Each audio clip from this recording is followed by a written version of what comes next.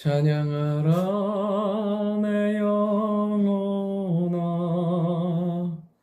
찬양하라 내 영혼아,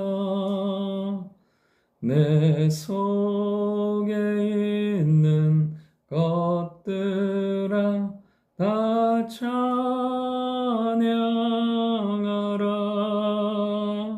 아멘. 하나님 말씀 시편 49편 1절부터 20절의 말씀입니다. 오늘 말씀을 통해서 하나님의 말씀이 주는 유익과 하나님의 말씀을 통해서 어떻게 살 것인지에 대해서 살펴보려고 합니다. 첫 번째로 뭐냐면 우리는 하나님으로 충만한 삶을 살아야 한다는 것입니다. 오늘 시편 저자는 1절에 이렇게 말합니다. 뭇 백성들아 이를 들으라. 세상의 거민들아 모두 귀를 기울이라. 귀천 빈부를 막론하고 다 들을지어다. 이 시편 저자는 마음속으로 너무 충만한 거예요. 하나님의 말씀이 충만하고 은혜가 가득 넘치는 거죠. 그러니까 어떻게 해요?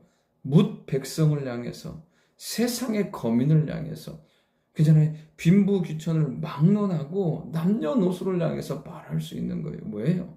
그의 심령은 하나님으로 너무 충만한 거예요. 여러분, 하나님으로 충만하면 그 어떠한 것도 사실은 걸림거리나 그 어떠한 거에도 두려워하거나 위축되지 않는다는 거예요. 오늘도 우리가 이렇게 하나님으로 충만하여서 세상을 향하여 담대하고 사람 앞에서 담대하고 능력 있는 삶으로 나아지는 우리가 될 수 있기를 원합니다. 이 하나님으로 충만한 사람에게는 무엇이 있냐면요, 3절에 보면 그의 입에는 지혜가 있는 거예요. 지혜는 무엇이에요? 하나님의 말씀이에요. 하나님이 주시는 통찰력과 능력이 있는 거죠. 그리고요, 마음은 명철로 가득한 거예요.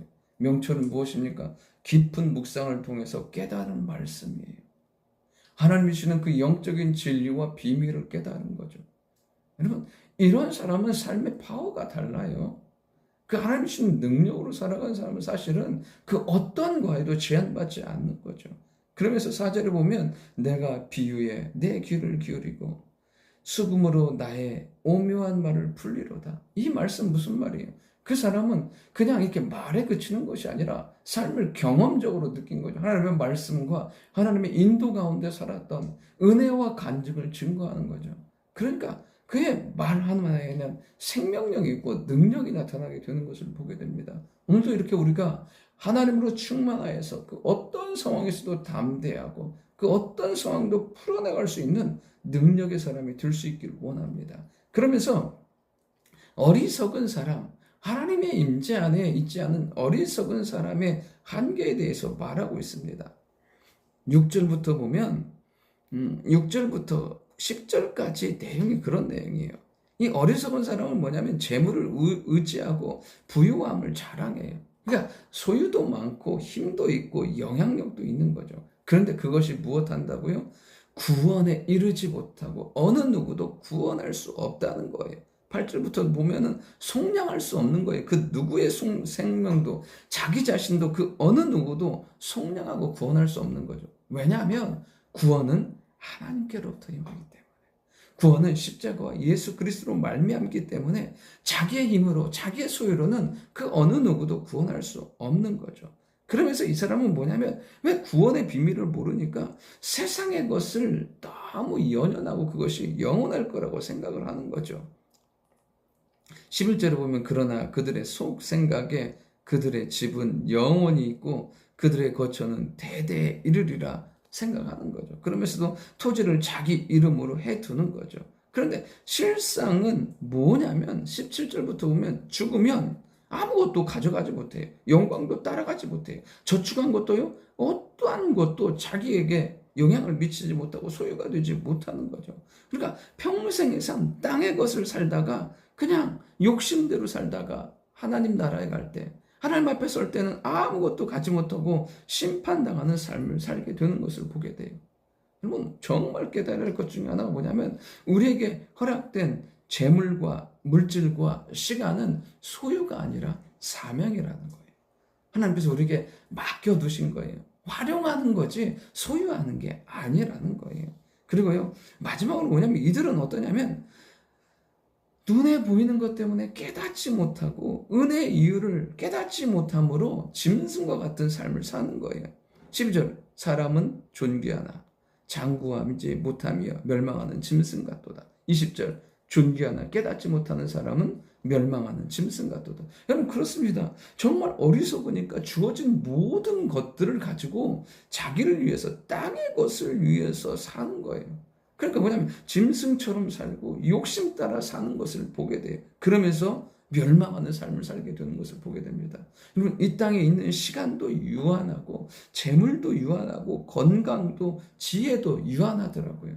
그 유한한 그 모든 시간, 하나님께서 허락하신 그 제한된 시간에 우리가 해야 될 것은 하나님께 집중하고 하나님께 나아감으로 말미암아 우리의 삶이 복된 삶으로 만들어가야 될 줄 믿습니다. 그리고 마지막 세 번째로 뭐냐면 믿는 자에게 주시는 하나님의 은혜가 있음을 말하고 있습니다.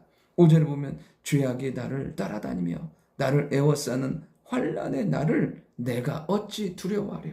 여러분 하나님을 의지하는 사람은 두려워하지 않는다는 거예요. 왜요? 의지가 다르기 때문에요. 우리의 보호자가 하나님이 되시기 때문에요. 모든 상황을 인도하시고 통치하시는 하나님이시기 때문에 영적 비밀이 있기 때문에 두려워하지 않는 거죠. 다니엘의 3명의 친구가 풀무불에 들어갈지라도 하나님이 함께 하심을 믿고 가고 그리 아니하신다 할지라도 하나님을 향한 믿음을 가지고 있었기 때문에 그들은요 그 어떤 상황에도 두려워하지 않는 거죠. 그럼 우리가 두려워하지만 않아도 우리의 삶에 문제될 거는요 대부분 다 해결됩니다.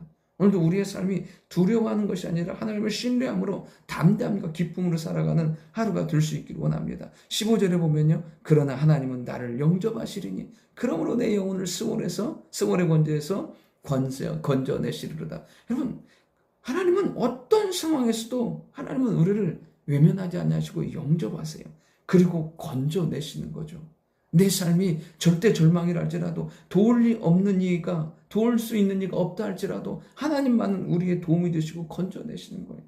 그럼 그 확신이 어디에 있든지 담대한 거예요. 다윗의 고백처럼 사망의 음침한 골짜기를 다닐지라도 내가 해를 두려워하지 않는 것은 주께서 나와 함께 하심이라. 주의 지팡이와 막대기가 나를 안위하시나이다. 여러분이 어디에 가든지 하나님께서 함께 하시고 지키시고 인도하실 줄 믿습니다. 그리고 16절에 보면요. 사람이 치부하여 자기 집에 영광을 더할 때 너는 두려워하지 말지니라. 여러분 세상과 재물의 것으로 채워지는 인생이 아니라는 거예요. 여러분 세상의 것, 재물 가져봐야 목마른 인생이에요. 우리는 어떻게 하나님을 의지하는 인생은 하나님이 채워주시고 하나님으로 충만한 삶을 살게 만들어 주십니다. 오늘도 온전히 하나님을 의뢰함으로 말미암아 하나님으로 충만한 영적인 은혜의 하루, 어떤 곳에 가든지 강하고 담대함으로 하나님의 역사하심으로 승리하는 하루가 될 줄 믿습니다.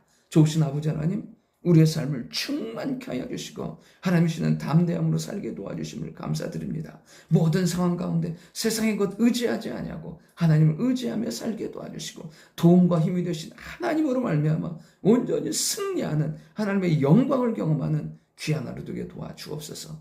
감사드리며 살아계신 예수님의 이름으로 기도드립니다. 아멘.